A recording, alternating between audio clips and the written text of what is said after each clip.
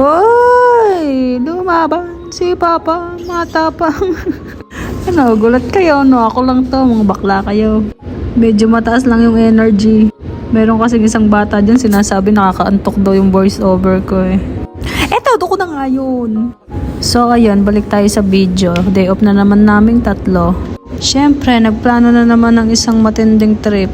Nagkaayaan nga kami na tumambay sa dagat at mag-ihaw. Dahil namimiss na namin kumain ng inihaw na bangos at talong at iba pa. Ako ngayon na malengke lahat niyang kahapon mag-isa dahil busy nga ang kuya kong pogi. Hinanda ko na din para ngayon iihaw na lang.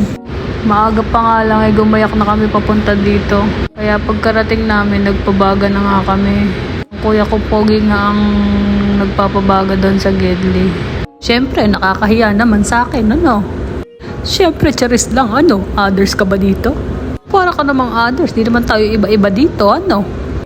So, meron na nga baga, kaya inilabas ko na nga yung mahiwagang bangos para maihaw na rin siya ng bonggang-bongga.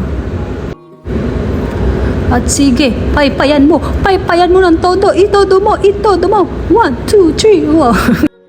Habang iniihaw nga yung bangos eh, tamang kain lang kami ni Ate Che dyan sa Gedli. At syempre, bukod sa bangos eh, meron din naman kami ditong liempo at hipon at marami pang iba. Sabi ko nga kay Kuya Jojo, videohan niya ako habang ginagayat ko yung kamatis eh. Nahanda ko na rin yung sausawan namin. Tatatlo lang naman kami kaya wala nang silan-silan dito, ano?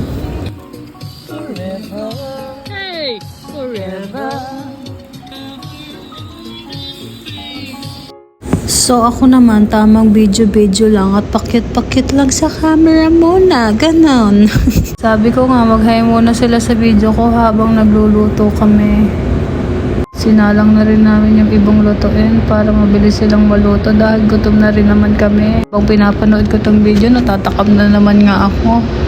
Minsan lang kasi kami makakain ng mga ganitong ihaw-ihaw dahil bawal nga magluto. At hindi rin naman kami sabay-sabay ang off nun.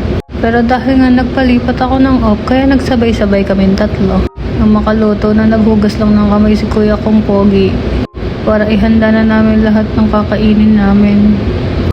Very excited na nga kami kumain at ang dami rin pala naming nabili sa tagto 200 ang bagan namin. Oras na nga para sa unboxing ng ating inihaw na bangos. Grabe, ang sarap niyan guys.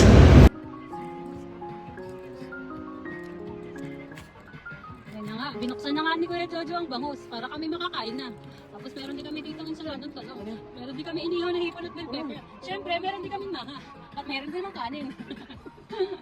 Tamang video lang si Kuya Tutsi doon, oh. Matapos ang pag-inirap, kakain na. Kala mo mahuhulo na kain, hindi naman siksik pa din. Tama na.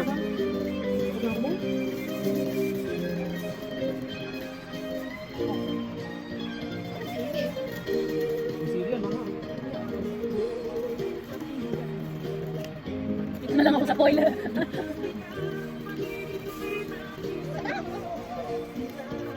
Ano pa pag sinengkuyan ngayon tayo? Nagsinta si Manang. Masarap nga siya. Ang sinengkuyan lang naman. Ano na, ilugin mo pa eh.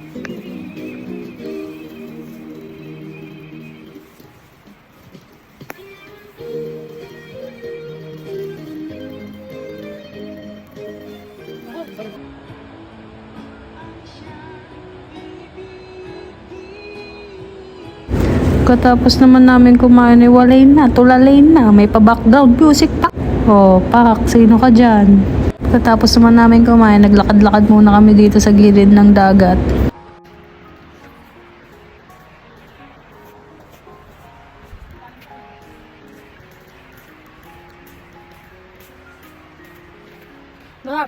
Pagkatapos naman namin maglakad, bumalik na kami sa pwesto para mag-chill-chill.